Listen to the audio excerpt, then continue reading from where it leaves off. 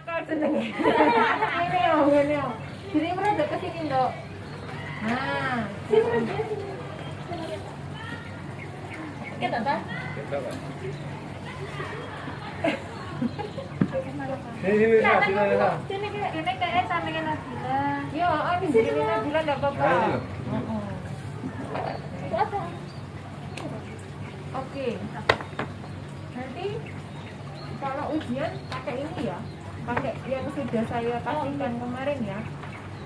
Sekalian memandikan dan merawat sapi. Dibacakan dulu ya, Dek. Pengertiannya memandikan, membersihkan tubuh bayi menggunakan air dengan cara menyiram, merendam. Merendamnya kungkum maksudnya. Yo, oke. Enggak apa-apa bayinya itu, tapi jangan lama-lama. Boleh 5 sampai 10 menit, boleh. Ini kan akhirnya air hangat. Justru itu akan merangsang peredaran darah. Kemudian merawat tali pusat, suatu tindakan perawatan pada tali pusat bayi baru lahir tidak dipotong. Dalam artian dia itu merawat bagaimana supaya dia tidak terjadi infeksi. Kalau dia terjadi infeksi, otomatis nanti akan terjadi tetanus neonatal. Ya, takutnya. Nah, itu salah satu dari tetanus neonatal itu biasanya penyebabnya karena perawatan yang salah. Mungkin ibunya atau mbahnya itu menggunakan abu dapur, pernah tahu? Iya, Bu. Abu dapur yang nenggon itu kan mereka berpikirnya dia itu kan bekasnya kayu bakar ya, habis dibakar kemudian kan hangat, di situ pasti tidak ada bakteri. Jangan salah, di situ tetap ada bakterinya, kayak tetanus atau Clostridium tetani itu kan bisa hidup di sana, gitu ya. Tujuannya memandikan bayi, menjaga kebersihan bayi, jelas memperlancar peredaran darah tadi ya. Kongkom mau loh. Oke, kemudian memberikan rasa nyaman dan segar pada bayi. Kemudian merawat tali pusat, mencegah terjadinya infeksi ya. Kemudian mempercepat penyembuhan luka. Oke.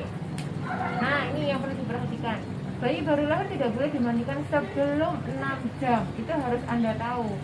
Bu, kenapa kok harus sebelum 6 jam? Karena kalau bayi baru lahir itu takutnya dimandikan dia akan terjadi hipotermi. Harusnya tunggu dulu selama 6 jam. Apakah dia nanti suhu tubuhnya itu menurun atau dia itu mau hipotermi? Hipotermi. Ingat, kalau 6 jam dia sudah stabil dalam artian 36,5, 37, oke lah boleh. Tapi kalau dia itu ternyata setelah 6 jam tetap 36 tidak boleh. Paham ya? Walaupun sudah 6 jam, kalau suhunya tidak stabil, tanda-tanda vitalnya tidak bagus, itu kita melarang untuk dimandikan. Bu, bagaimana sekarang Bu? Ibunya misalkan melahirkan, ibunya itu terkonfirmasi COVID. Nah, itu pengecualian ya. Kalau bayi baru lahir dari ibu yang terkonfirmasi COVID, itu langsung dimandikan. Takutnya dia itu mendapatkan virus dari ibunya sehingga ketika lahir dia sudah membawa virus yang harusnya dia itu steril ya.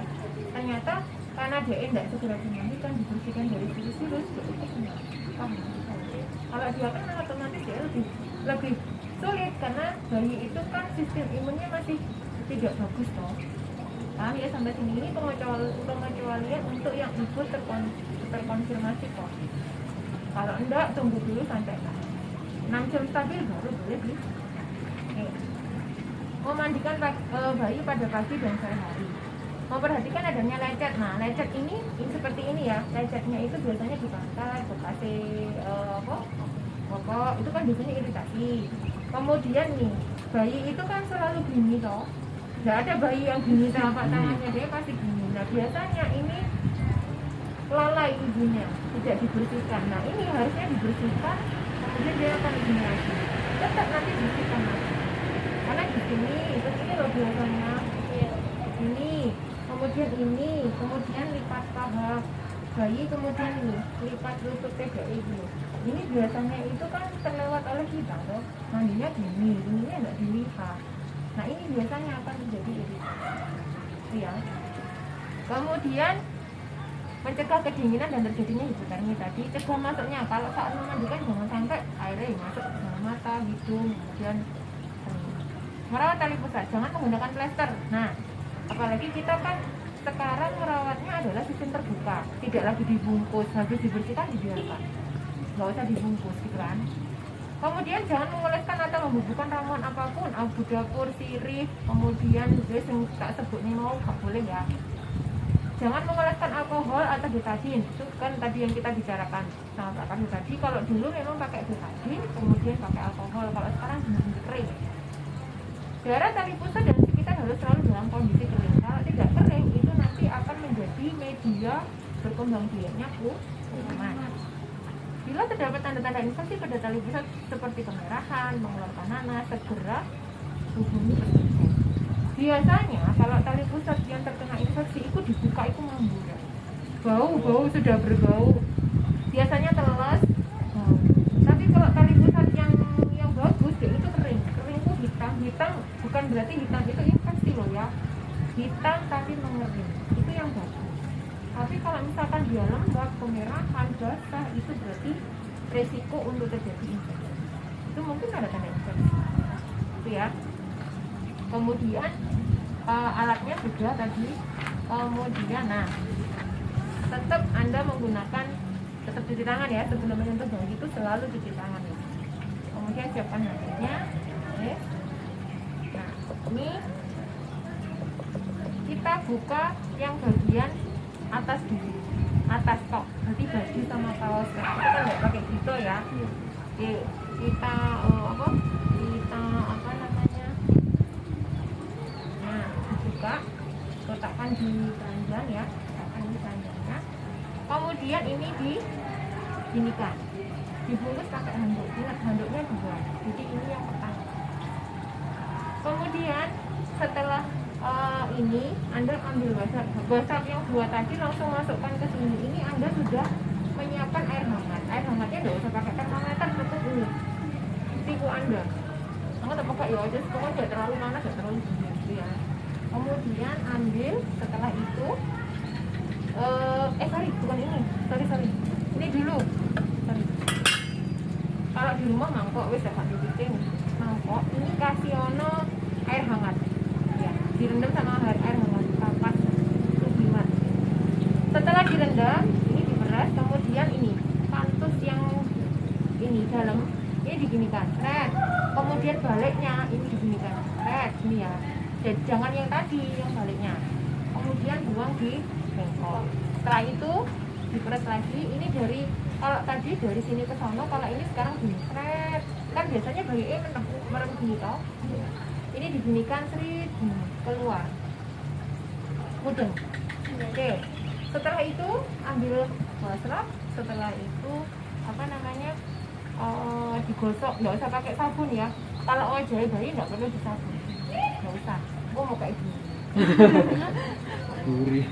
Nah, ini silahkan. Nah, kalau Anda menemukan bintik-bintik putih kayak komedo pada bayi itu normal, namanya milea.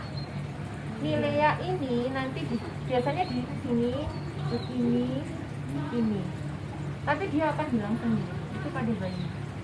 Anda bisa ini dilipat-lipat ini, dilipat leher di sini, kemudian di apa namanya? Di telinga, di belakang telinga.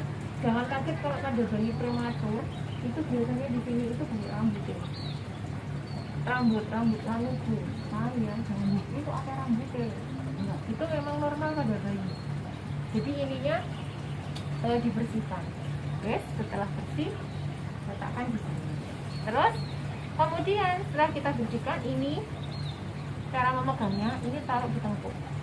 Set ini ya. Kemudian yang tangan kanan bokong, nggak akan jatuh. Angkat, kemudian ginikan, set, nggak akan jatuh. Karena ini kan sudah ada handuknya. Kemudian ini, set, letakkan sini. Tapi kok pada biasa kan nggak pindah-pindah ini. Paham ya? Kok merem-merem kok dipindah. Ini bisa disampuni, dikasih sampo ya. Kemudian boleh Anda pijat, tapi ojo sing nggak boleh karena ini ubun-ubun ini masih terbuka. Anda bisa melihat denyutannya sambil melihat, oh ternyata ini tidak cembung atau tidak cekung. Kalau cekung berarti dia itu terjadi dehidrasi. Kalau dia cembung berarti dia ada tekanan intracranial yang meningkat. Harusnya dia itu datar, lembek atau lunak. itu yang normal pada ubun-ubun. Oke, kemudian pakai yang tadi ya, yang tadi digunakan untuk wajah. Ini bersihkan bekas dari sampo, boleh sampai tengkuk sini, kemudian ini dibersihkan sini. Selesai, kemudian diginikan seret. Nah, keringkan dengan handuk yang tadi, yang pertama, gitu ya. Oke, setelah dikeringkan, baru kemudian dibuka. Kita buka. Setelah itu, Anda baru mau megang ininya, ya, perineumnya. Perineumnya ini, kemudian, tadi kan ada toh, silahkan dibersihkan, tapi kita nggak usah ngotek-ngotek ini. Ini cukup perineum, perianal, koyoknya ibu yorek, paham ya? Sampai ininya tidak mudeng maksud saya. Iya. Ini biasanya kan kalau ada BAB ya mesti bekas BAB sampai bersih, jangan menggunakan tisu basah. Gunakan aja papas sublimat dengan air saja ya. Wes sampai bersih, ini bersih sudah sampai itunya tidak berwarna kuning atau coklat, pokoknya sampai bersih. Kemudian baru kita gulung. Kemudian ini gulungnya bersamaan dengan handuk ini nggak apa-apa, karena kan ini sudah kotor. Iya. Nih, ini kan kotornya bekas ini tadi kita membersihkan ini tadi toh. Nah, ini anggap aja ini sudah kotor. Kemudian bayi ini mau kita letakkan di sini. Caranya bagaimana? Kalau tadi ini kan, kalau sekarang ini ke arah sana seret. Jadi tengkuk bayi itu ada di sini. Ini seret ini, seret, ininya sampai menyentuh ini. Mudeng. Ketika ini seperti ini, Mbok Dek katanya obah bagaimanapun dia nggak akan usul. Ya. Takutnya kalau misalnya ini, ininya biasanya kan merosot yang bungsut. Biasanya kan kalau ini kan biasanya dia wis ginjal gak jelas ngono kan. Ini kadang ada yang merosot. Terus kemarin ada yang tanya, kita nggak pakai handscoon kan? Mau pakai handscoon? Kamu gak nggak handscoon aja lunyu. Aja mana pakai handscoon kok? Ya anakmu silap. Anakmu gelang kok. Paham ya? Gak usah pakai handscoon gitu ya. Jadi ini thread ini. Nah, kita gunakan WhatsApp yang pertama tadi ya. Jadi ini kita sabuni dulu dengan bunyinya. Ini nggak usah. Ini kan sudah selesai. Ini apa namanya? Kita sabuni, kemudian ini. Nah, yang terakhir itu adalah perianal. Oke, setelah selesai baru kita menggunakan WhatsApp yang kedua. Gitu kan. Kalau Anda berani membalik, boleh. Jadi membaliknya caranya ini, dagunya si bayi ini thread langsung digunakan. Kalau berani, ini langsung thread. Kalau berani, thread. Bisa nafas. Ya bisa lah. Kan kayak tekan gitu kan. Enggak, Bisa ditekan. enggak, bisa. Kan langsung diganti. Langsung dibalik kan ini toh. Dok. Tangannya langsung diganti. Thread ini kan thread, ini kan. Kalau Anda berani. Saya tuh melihat teman saya yang sudah bertahun-tahun di Barina. Ini molak-malik dan kok molak-malik kerupuk. Saya tidak berani, kalau saya pribadi tidak berani. Jadi kalau berani boleh, ini tetap letakkan di sini, kemudian ininya gini. Nah ini sambil Anda pijit. Ya boleh. Arahnya turun biasanya. Dipijit. Kemudian dibalik lagi. Paham sampai sini? Ya ini di selesai. Kemudian ini handuk yang bersih, masih bersih. Nah, handuk yang masih bersih, kemudian setelah mengeringkan ini, Anda boleh menggunakan apa namanya, minyak telon, boleh silahkan ya di area dada sama punggung, tapi tidak boleh pakai bedak. Biasanya kan kokok ini bisa dulu sampai ukur dia kan ben wangi ngono kan, terus gak sama wangian. Kemudian ini kalau saran saya, Anda bisa membeli VCO, virgin coconut oil. Jadi oleskan di area ini perianal, karena fungsi dari VCO itu adalah mencegah terjadinya iritasi atau dia mengobati iritasi. Itu sudah terbukti, ada penelitiannya. Jadi di sana itu waktu di RSCM anak-anak yang bayi-bayi itu ternyata ada iritasinya itu sudah grade 3, dalam artian selecet bener lecet perih rek, kan ini dikasih pampers ya lecet, otomatis kan ya saat aku perih kan itu pampers, terus ini kulit yang lecet tadi ini pasti perih. Nah ternyata tiap hari itu grade-nya turun, grade eritemanya. Jadi dari VCO tadi sudah terbukti mau dikasih salep tambah perih. Makanya kemarin itu sempat ya di apotek saya ketemu sama bapak, dia itu tanya, mbak salep untuk selangkangan, dia bilangnya gitu, untuk bayi ya pak? Iya. Terus saya padahal cuman di situ mau beli obat, pak anaknya masih pakai pampers, saya bilang gitu. Iya mbak, karena masih usia 6 bulan atau 7 bulan gitu. Katanya itu sak bunyi, sak botol itu wajang kabeh. Terus kemudian saya tanya ke petugas apoteknya, mbak ada VCO? Ada bu. Bapaknya tak tahu, pak jangan. Bapaknya sudah didoli loh, dilayani dengan salep. Oh ya waktu itu saya lupa, pokoknya salep jelas perih salepnya, mending dikasih VCO. Terus saya bilang, bu ya ini kan minyak, iya minyak ini memang apa jenisnya sudah terbukti, jangan pakai ini pak, areknya pasti nangis. Nah sekali jenisnya salep, ini luka terbuka ya, ini kan iritasi itu terbuka, kemudian dikasih salep, nggak perih. Nah itu terus kemudian dikasih sama bapaknya itu, mungkin terus tak ajari caranya, dibersihkan dulu pakai air hangat, kemudian nek iso jangan pakai pampers yang pampers yang beli, jangan, karena takutnya nanti ibunya gantinya ke sana, takutnya itu. Mending gini, mending pakai popok kain dulu, ketika dia pipis langsung ganti, pipis ganti, nanti kalau sudah sembuh oke lah, boleh pakai pampers yang ibunya ketoknya waktu itu sering yang dari situ sampai akhirnya terus iritasi gitu ya. Jadi dilipat-lipat ini kasih ono VCO. Kemudian setelah itu untuk di situ ada masa steril enggak? Keren ya. VCO-nya diganti dengan baby oil, sebenarnya sama, cuman fungsinya hampir sama, cuman baby oil itu panas. Dia itu mereka makannya merekomendasikan bukan baby oil tapi VCO. Sebenarnya baby oil ini sama, tapi dia itu sedikit ada rasa panasnya di kulit bayi. Kalau VCO itu enggak. Terus rekomnya, kalau misalkan nggak ada VCO, boleh pakai minyak kelapa yang asli, bukan yang sawit ya. Sing kelapa sing gede biasanya. Nah itu boleh, malah justru itu lebih bagus karena itu asli. Kalau yang VCO itu kan warnanya sudah putih seperti ini ya. Kalau yang minyak asli dari kelapa itu kan ya minyak itu malah lebih bagus. Oke, kemudian ini karena di sini kemarin tidak disediakan alkohol swab, saya menggunakan ini, andai kata ini alkohol swab ya. Bersihkan dulu pangkalnya ini dibersihkan dulu ya, pangkalnya, karena takutnya di daerah sini itu akan terjadi iritasi kemudian demam.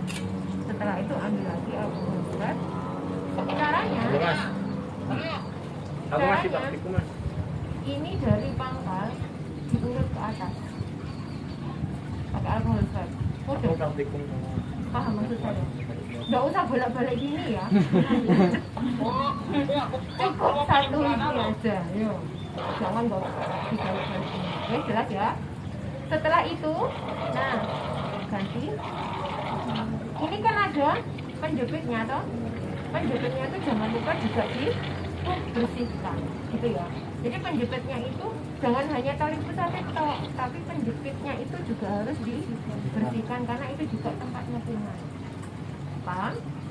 Setelah itu baru dikeringkan dengan menggunakan kasa, dikeringkan saja. Tadi kan pakai alkohol swab, sebenarnya alkohol swab itu juga sudah kering sih, cuman kalau kita tidak yakin dia belum kering, keringkan aja pakai kasa swab. Kemudian baru dipasang popok. Boleh pakai pampers. Cara memasangnya ini pampasnya atau popoknya itu berada di bawahnya tali pusat. Tali pusatnya itu jangan dibunyikan. Takutnya kalau dia kena pipis, pipisnya kan langsung bunyi toh. Nah, harusnya dia gini. Ini ya. Terus, nah, ini gini, langsung gini kan. Dia di atasnya popok. Ini. Kalau pampers biasanya juga bisa dilipat. Ini. Kemudian baru kaos itu kemudian makanya kata mudi banget kayak rok akhirnya. Jangan pakai gitu, pakai yang kaos dalam yang newborn, ukurannya paling kecil aja. Oke, kemudian ini. Kalau bisa, jadinya untuk kasih bedong. Bagaimana? Lengan panjang ya, mencegah terjadinya hipotermi. Oke, itu bedong pisan. Oke, kemudian dipakai ini.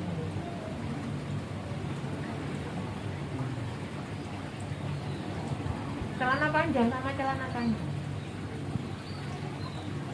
Terus mukanya nggak usah dikasih. Kenapa? Saya pernah ngajarkan dulu konsep konsep imun. Satu partikel debu yang masuk di dalam saluran pernafasan itu kan bisa melukai dari dinding saluran pernafasan toh. Itu sudah bisa. Kalau dia melukai otomatis di situ ada histamin sama bradikinin toh, dia akan keluar.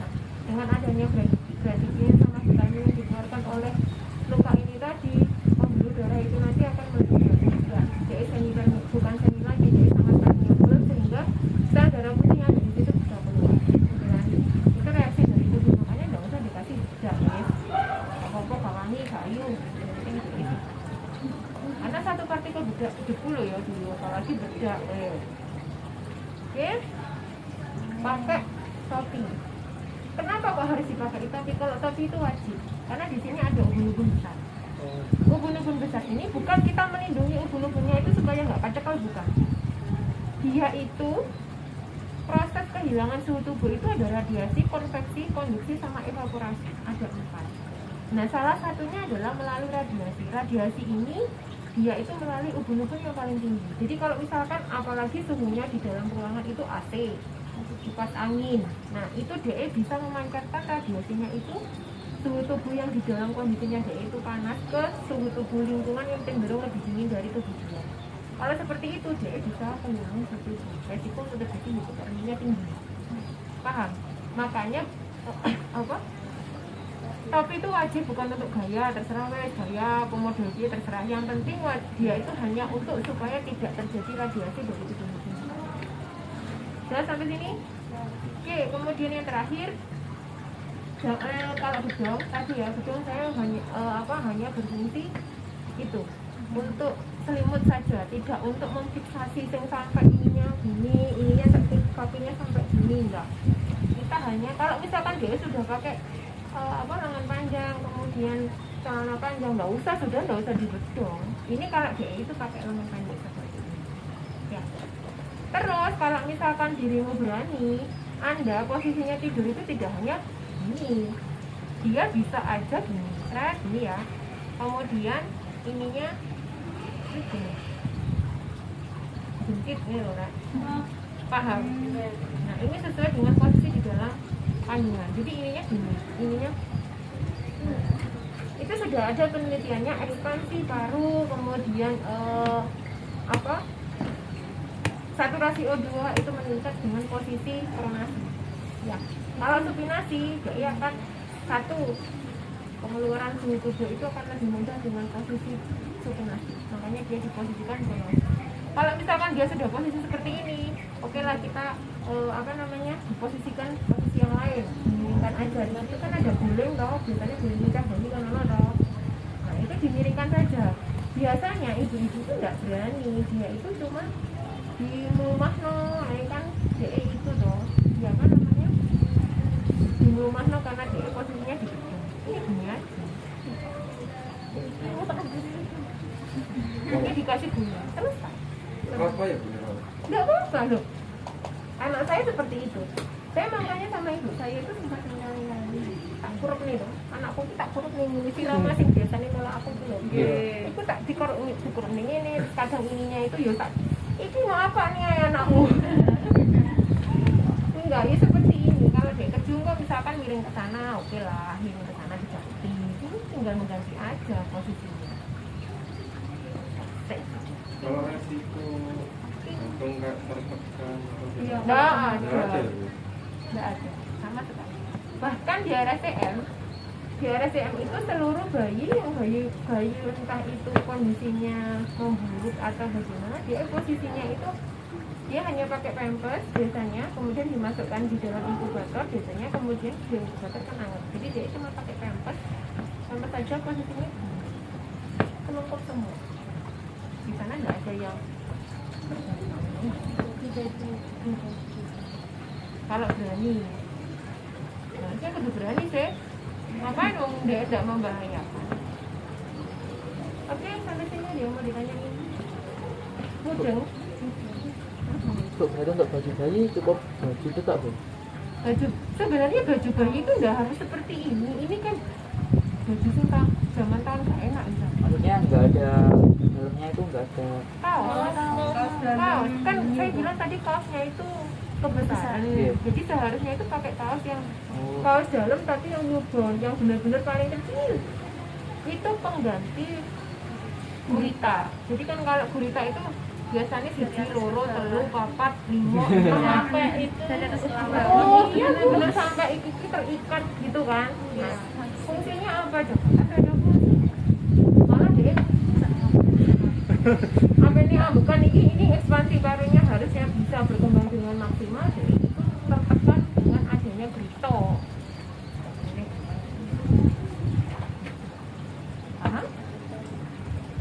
Bahkan kenapa?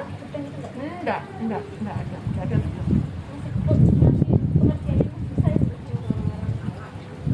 Ibu saya aja masih pakai gedung di bawah, sama saya enggak boleh. Saya grito, saya sudah tidak mengenal grito. Ibu saya itu masih menyediakan grito ku birorek. Ketika saya hamil itu grito sembarang kali lengkap. Tapi akhirnya nggak pakai. Terus waktu itu ibu saya ngomong bisa tak ujuli ya. Kan ibu saya suruh rapi, ini jangan talian itu rapi. Tak ujuli nih juga. Nah ini ada nesting juga, jadi diginikan, melingkar gini ya. Jadi kalau misalkan ada serat ini, posisinya supaya fungsinya ini apa? Anak ini, bayi ini merasa masih dalam kandungan. Jadi ketika dia nendang ke sini cium, oh ternyata aku sedang ini kandungan ibuku nyaman kan. Jangan sampai nestingnya itu gini, nggak ada gunanya, kakinya itu keluar dari nesting. Salah. Fungsinya itu supaya dia itu nyaman. Dengan nesting dia itu tidurnya akan semakin lama. Pada saat dia tidur itu terjadi pembentukan sel-sel saraf di otak itu kan tumbuh ketika dia tidur. Ketika dia bangun dia tidak tumbuh. Semakin dia sering tidur, banyak tidur ya semakin dia tumbuh. Makanya bayi baru lahir kan hampir seluruh waktunya untuk tidur. Makanya lah misalnya ngedali bayi, oh turu terus kayak kami. Makanya kok oh jadi tapi ketika dia itu tidur itu proses. Ini proses pertumbuhan saraf. Dan ketika dia nanti dikejutkan misalkan ya terkejut dia bangun. Ini akan paham? Ini langsung masuk untuk menumbuhkan paham? Nah, apa mana yang kadang ibu pun tak senang kan? Terus saya itu urut goblok gini. Katanya berit kan anaknya gini. Besok gak kaget-kagetan. Ibu ini tapi setelah itu saya kasih tahu, oh ngerti. Oh jadi kaget no, baik kan gak ngerti. Bentuk jantungan jalan lagi cilik, lagi gede gak kagetan. Oke mana checklistmu? Nestingnya itu pakai apa? Nesting itu yang penting kain. Kalau nesting yang asli itu sebenarnya ada, jadi kain dibentuk bulat kemudian diisi ini kapuk. Ada yang jual, jadi dia itu di mungkere itu nggak iso cengat ini enggak, karena dia posisinya di sini itu ono kaku gitu. Jadi kok bantal cilik sak mini ngono munyer ada. Bu, waktu bayi baru lahir itu kan biasanya kayak ada apa Bu ya, kulit yang ganti kulit itu Bu, kayak glodoti gitu. Oh, Itu kalau biasanya pada bayi prematur memandikan itu dihilangnya apa enggak Bu? kan hilang sendiri tuh. Juga biarkan. Biarkan ya, Bu? Akan melepas sendiri. Biasanya pada bayi prematur pelambanan. Itu glodoti putih-putih. Nggih.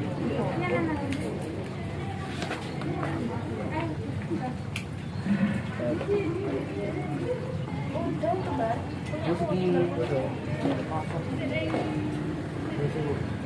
Amit ya. Iya.